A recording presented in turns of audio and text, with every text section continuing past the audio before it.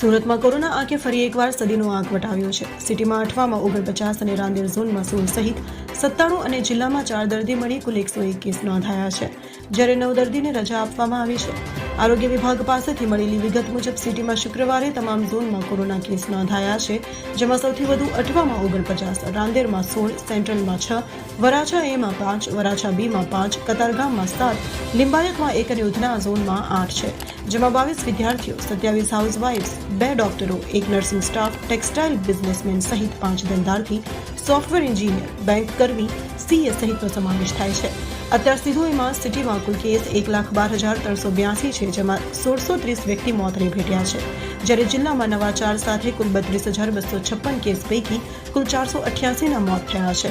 City અને જિલ્લામાં મળીને કુલ 1,44,638 કેસ છે, જેમાં કુલ મૃત્યુ આંક 2,118 છે। સિટીમાં 8 સાથે 1,10,356 અને ગ્રામ્યમાં 1 સાથે 31,741 મળીને કુલ 1,42,097 દર્દીઓ સાજા થયા છે, તો કોરોનામાં ગંભીર હાલતના સિવિલમાં 1 દર્દી અને સ્મીમેરમાં 1 દર્દી સારવાર હેઠળ છે।